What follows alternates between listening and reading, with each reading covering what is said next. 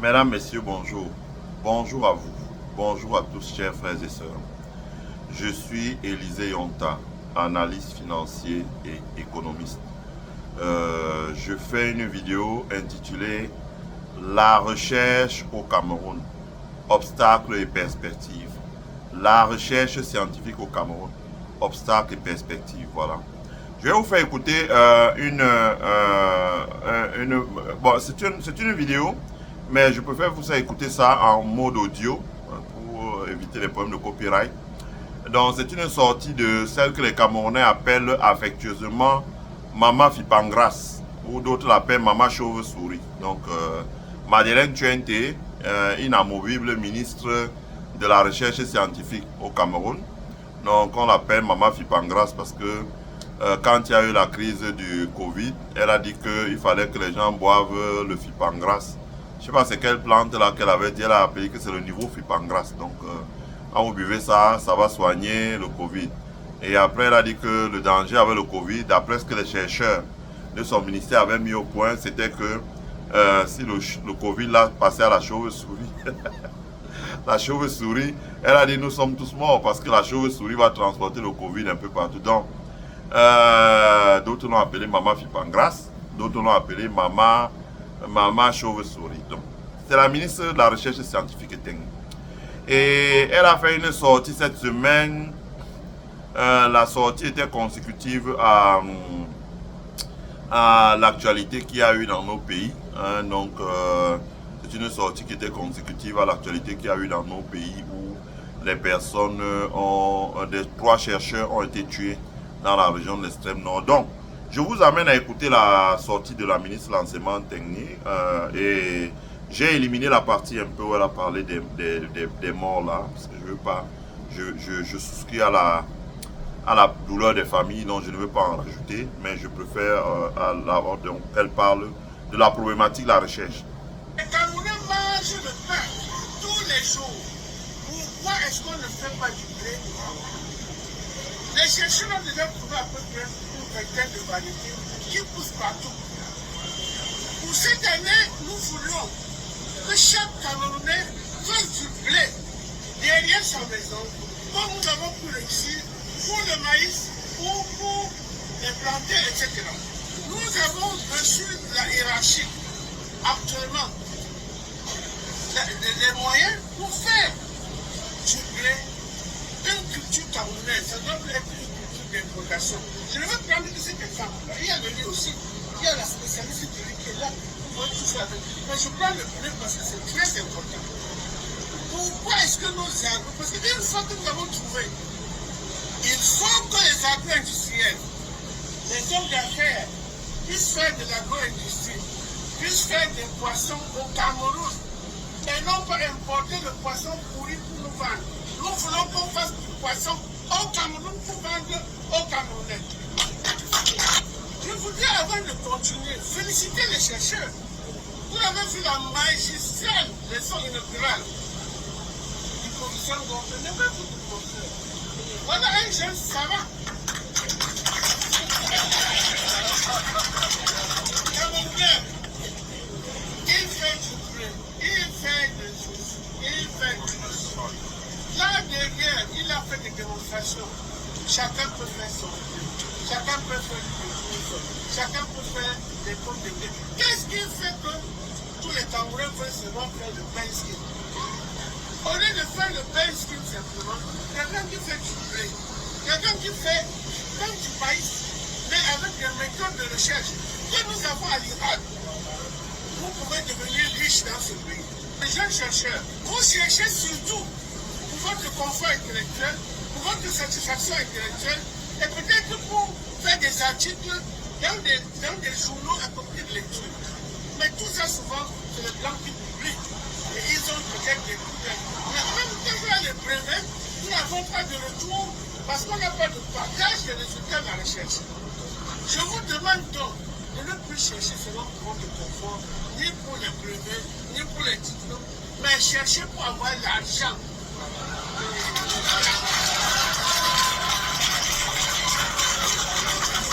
Bill Gates est un chercheur. Et Bill Gates est le plus gros milliardaire du est celui qui a fait le plus de milliards en peu de temps. Parce que la matière grise est supérieure à toutes les autres matières. C'est pour ça que je vous dis, vous les chercheurs, vous êtes des élites, vous êtes de l'or gris au Cameroun. Il faut sortir de vos ménages. Tout ce que vous avez emmagasiné, tout ce que la nature et vos parents vous ont donné comme richesse, vous les mettez à la disposition des Camerounais. Bon, je m'arrête là, franchement. Madeleine Tchouente, maman chauve-souris, maman Fipangras. Elle confond un meeting politique avec la gestion d'un ministère. Voilà. D'abord, je rappelle à madame Madeleine Tchouente que Bill Gates n'est pas un chercheur. Bill Gates est un entrepreneur de la tech. Alors, si Bill Gates est un chercheur, qu'elle nous montre le brevet que Bill Gates a déposé. Bill Gates est un entrepreneur de la tech qui, quand il est entré à Harvard, vous avez à côté le MIT, il voyait beaucoup de choses que les gens développaient et il se disait, mais tiens, comment est-ce qu'on peut utiliser ça pour changer le monde? Je n'invente rien, il suffit de lire son livre La route du futur de Bill Gates, tout est à l'intérieur. Donc, Bill Gates a commencé à travailler pour pouvoir, il allait s'installer à la Silicon Valley, parce qu'en Californie, il y a tous ces fonds d'investissement, j'en avais déjà parlé dans une vieille vidéo, il y a tous ces fonds d'investissement publics qui sont mis en place par l'État de Californie et ça a permis à Bill Gates très rapidement de se développer et donc de devenir ce qu'il est devenu. Voilà. Donc, qu'elle arrête de dire, je ne veux pas être désagréable, mais qu'elle arrête de dire c'est une connerie là, et tout. Bill Gates n'est pas un chercheur, c'est un entrepreneur de la technologie, c'est un entrepreneur de l'innovation. De la même manière que Steve Jobs, ce sont des entrepreneurs de l'innovation. Steve Jobs crée Apple parce qu'il y a des ingénieurs justement qui travaillaient chez Kodak, Bert Stellman, et qui avaient découvert comment on pouvait numériser la photographie, etc. Et ils avaient présenté ça au conseil d'administration de Kodak à New York. On les a envoyés chier, on les a dit que ce n'est pas eux qui étaient les propriétaires de la compagnie, parce que souvent les gens qui ont l'argent sont arrogants. On les a mis à la porte. Et ils se sont déplacés, donc ils n'avaient plus d'emploi, ils se sont déplacés, ils sont allés montrer le fruit de leur recherche à Steve Jobs. Et Steve Jobs, à l'époque, il peinait à développer les ordinateurs que nous connaissons à l'époque. Il y avait des coûts qui étaient très bas en Chine et il n'était pas compétitif. Rapidement, Steve Jobs a dit, bon, tiens, c'est ça, bon, ok, j'ai compris. Et il s'est lancé dans les consumer devices. Il est revenu à la tête de Apple pour développer les consumer devices. Et c'est comme ça que Apple a conquis le monde entier. Et ces chercheurs-là, on les a donné des stock options. Ils sont devenus aujourd'hui ce qu'ils sont devenus. J'ai dit ça pour Madeleine Tchouente, pour qu'elle évite de dire des choses qui sont inexactes quand elle parle la parole en public. Le meeting politique qu'on fait avec l'habit du RDPC, c'est une chose. On peut dire n'importe quoi là-bas. Mais quand on dirige, c'est une autre chose. Hein. On a vu ça aussi avec Elon Musk. Bon, pendant la campagne, il pompait plein de conneries sur son site X, mais après quand il est arrivé là, il a repris ses conneries en disant voilà qu'il a trouvé des gens qui avaient 150 ans ou à 200 ans et qui avaient des bénéfices. On lui a dit bon, écoute, montre-nous ces gens, montre-nous les évidences. On l'a cherché, on lui a dit viens nous montrer ça au Congrès et depuis là on lui a mis un peu le scotch sur la bouche pour qu'il ne raconte plus de bêtises. Donc s'il en va de même pour madame Madeleine Tchouente, voilà, hein, donc madame Madeleine Tchouente. Ce que j'allais dire madame Madeleine Tchouente, on a bien écouté toute la rhétorique là qu'elle a dit. Je rappelle que ces propos les a tenus en 2023. Alors 2023, nous sommes aujourd'hui en 2025. 2 années sont passées. Je ne vois pas ce qui a changé dans tout ce que Madeleine Tchouente fait dans son ministère. Moi, je ne vois rien qui ait changé dans son ministère. Hein, on est dans le statu quo. Madeleine Tchouente continue à administrer son ministère et rien n'a changé en fin de compte, ça il faut le dire. C'est-à-dire que Madeleine Tchouente dit ouais, il faut que les entrepreneurs n'importent plus le poids. Mais chère madame Madeleine, madame la ministre, mais vous parlez, vous êtes dans un gouvernement qui dirige le pays depuis 42 ans. 42 ans, ma chère madame. 42 ans. Alors si en 42 ans, donc 40 ans après avoir dirigé 40 ans, puisque vous avez fait la vidéo à 2 ans, ça fait déjà aujourd'hui 44 ans. Oui, en 42 ans, il n'y a pas eu de résultat. Mais qui blâmez-vous? Vous blâmez les hommes d'affaires, vous blâmez les chercheurs. Et quand vous dites qu'il y a les chercheurs au Cameroun, les chercheurs au Cameroun découvrent quoi qu'on n'ait pas déjà découvert. Moi, j'ai souvent été dans les... J'ai déjà lu beaucoup de travaux des chercheurs camerounais. Très souvent, ils écrivent des choses qu'on a déjà découvertes ailleurs il y a 30 ans. Vous n'innovez pas. Dites-nous, les chercheurs satellites, les chercheurs camerounais ont déjà découvert quoi sur le satellite, sur les médicaments, sur, etc., les semences. Vous dites que bon, il y a une expertise à l'IRAD, oui. Est-ce que vous avez déjà mis, vous, un entrepreneur pour aller à l'IRAD? Vous voyez comment les gens se font racketter. Quand vous arrivez, tout est payant. Tout ce que vous voulez dire, ah non, il faut motivation. Quand les gens ont suffisamment mangé votre motivation, ils vous disent dégagez. Quand vous voulez parler, il faut qu'ils appellent leur frère qui est commissaire ou commandant de brigade. Vous venez vous intimider à l'entrée de cette IRAD-là. Mais de quoi est-ce que vous parlez chez madame? Franchement, évitez de vous moquer des Camerounais comme ça. Ce n'est pas bien. On ne fait pas une vidéo comme ça pour vous attaquer. Dites que l'innovation, ne parlez pas des chercheurs. Parlez d'innovation au niveau du Cameroun. Et l'innovation dans tous les pays du monde, la base de l'innovation, ça commence par les crédits d'impôt recherche. C'est-à-dire qu'il y a des gens qui font des recherches dans votre ministère peut-être pour mettre en place des variétés de maïs. Moi j'ai vu, c'est vrai, des variétés maïs jaune, maïs blanc, maïs marron là, etc., etc. Variétés différentes couleurs, même déjà frais, c'est bon pour la bouche. Imaginez, vous arrivez quelque part, on vous met un plateau de maïs, vous avez le maïs blanc, vous avez le maïs jaune, vous avez le maïs pas très jaune, là, vous avez le maïs orange, vous avez le maïs vert, vous avez le maïs marron, vous avez ça. Même seulement pour consommer, ça fait plaisir. Hein? Donc, les semences améliorées, etc., etc. Mais le problème, c'est que dans votre ministère, est-ce que vous pouvez nous dire, Madame la ministre, la relation, la corrélation qu'il y a entre votre ministère? Moi, j'aurais aimé que votre sortie là, vous la fassiez au groupement des entreprises du Cameroun. Dans votre sortie là, que vous n'ayez la fait en présence de votre collègue ministre de la Culture, dans une association de coopératives de producteurs de maïs ou de riz. C'est ce qu'on attendait de faire. J'aurais aimé que le Premier ministre, John Gouté, crée un comité interministériel regroupant le ministère de l'Agriculture, regroupant le ministère de la Recherche scientifique et regroupant peut-être le, je sais pas moi, quel autre ministère, l'administration territoriale et peut-être le transport pour que vous vous déployez dans les bassins de production. D'abord pour permettre de faire les routes, que la nourriture puisse sortir et ensuite de donner le savoir à des gens qui sont dans les bassins de production. On n'a rien vu de tout ça. On n'a rien vu de tout ça, chère madame. On n'a rien vu de tout ça. Donc, vous ne pouvez pas jeter la pierre sur les gens en les accusant d'avoir fait quoi que ce soit. Moi, j'étais au Comice Agro-Pastoral en 2011. C'est d'ailleurs pour ça que je fais cette vidéo. Et effectivement, j'ai vu beaucoup d'innovation. J'appelle pas ça la recherche. Innovation, ça veut dire que ça peut être des choses qu'ils ont copiées ailleurs. Parce que quand vous dites qu'ils écrivent des articles pour mettre dans les revues, combien de vos chercheurs ont déjà reçu les prix pour les articles qu'ils ont mis dans les revues? Disons innovation. Il y a des innovations. Ok, peut-être mettre des variétés de manioc qui résistent le mieux, peut-être au criquet, etc., etc. Et qu'on peut produire sans utiliser trop de pesticides. Ok, la recherche comme ça, même Bill Gates finance ça au Nigeria, là ça commence à produire des plantes à haut rendement. Mais c'est à vous de nous dire pourquoi ça ne parvient pas à sortir de votre ministère pour aller maintenant sur le terrain chez les producteurs. Vous ne pouvez pas jeter la pierre aux gens. Vous faites partie d'un gouvernement. Il y a un premier ministre chef du gouvernement. Vous avez des collègues. Si vous êtes dans la recherche, vous avez des collègues qui sont dans l'agriculture. Si vous êtes dans la recherche, vous avez des collègues qui sont dans la forêt et la faune, etc., etc. Quels sont les comités interministériels que vous mettez ensemble pour travailler? Deuxièmement, vous interpellez les agriculteurs. Mais on s'attendait à ce que quand il y a des foires comme les Fomaric, vous interpellez les entrepreneurs. Qu'il y ait des foires comme les Fomaric, là, à l'époque on avait Fomaric, qu'il y ait d'autres foires, qu'on puisse voir des stands de votre ministère où vous venez à partager avec les entrepreneurs. Ensuite, vous faites partie d'un gouvernement. Vous savez très bien que aujourd'hui, il y a des métiers, des véhicules qu'on appelle venture capital. Putain, j'aurais dû prendre le bouquin là et le montrer là en faisant le direct. Qu'on appelle venture capital. Les venture capital, ce sont des entreprises financières qui financent les innovations.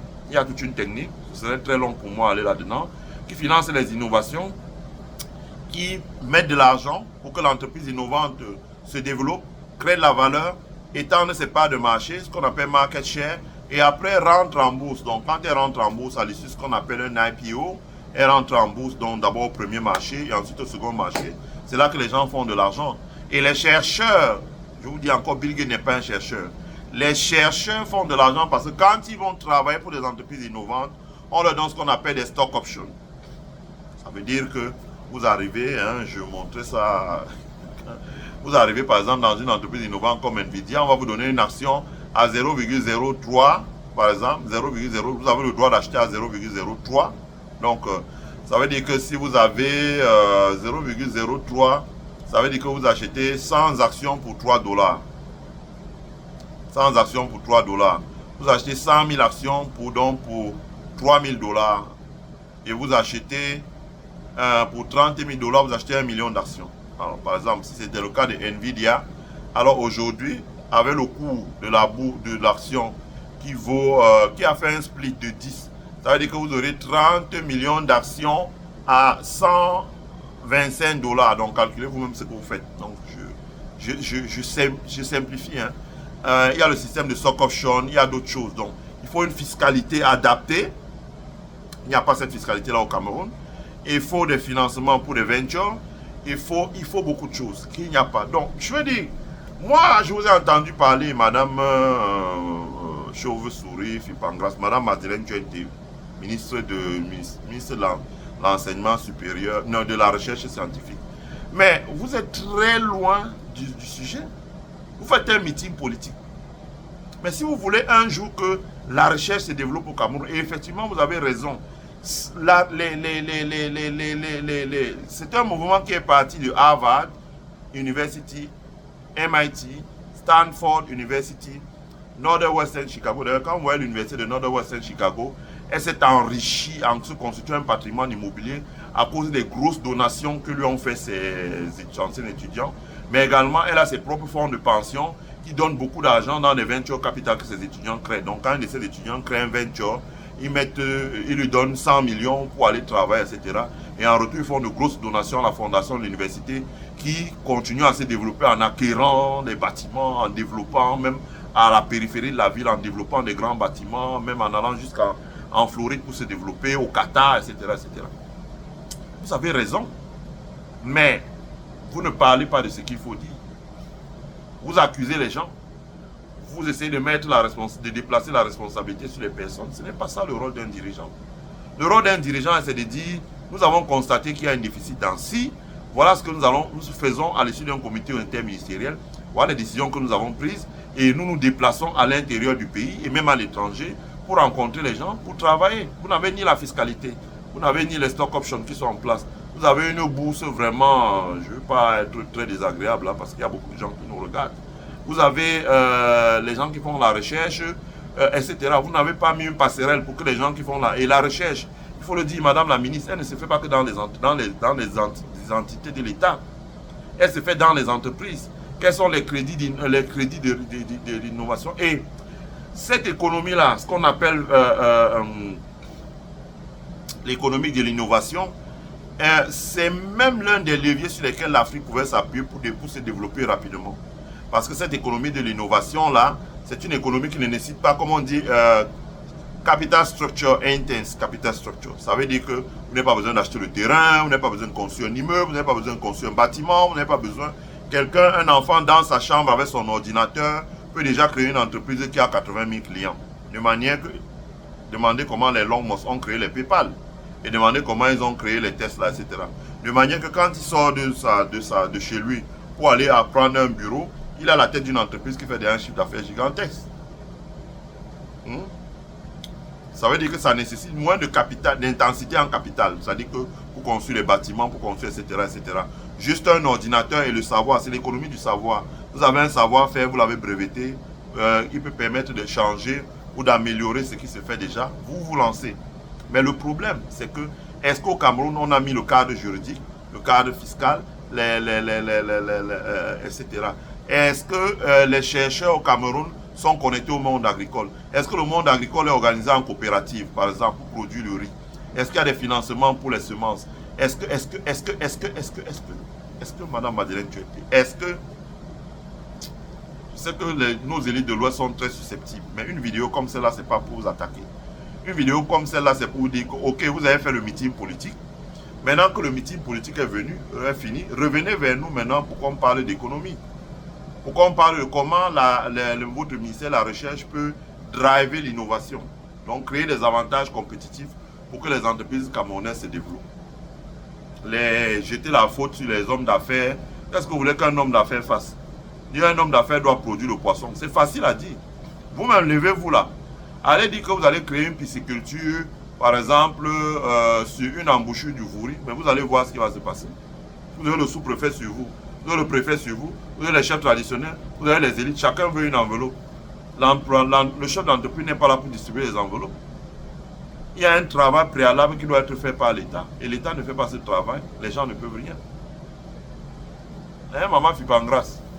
C'est facile de parler et d'accuser les gens, mais la réalité sur le terrain est différente.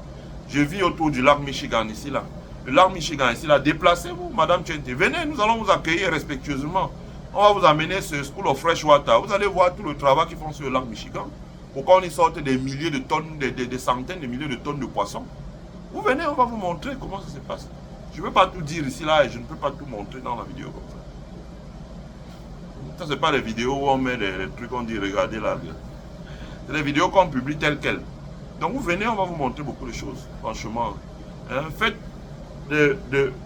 parlez à des opérateurs économiques, parlez à des chercheurs pour que ça débouche sur quelque chose. Mais ne faites pas les meetings politiques, Madame la ministre.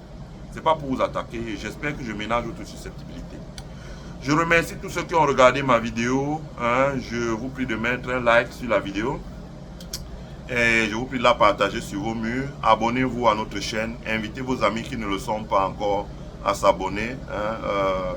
Souscrivez à notre membership. Et surtout, restez scotchés sur notre chaîne parce que c'est la chaîne du savoir.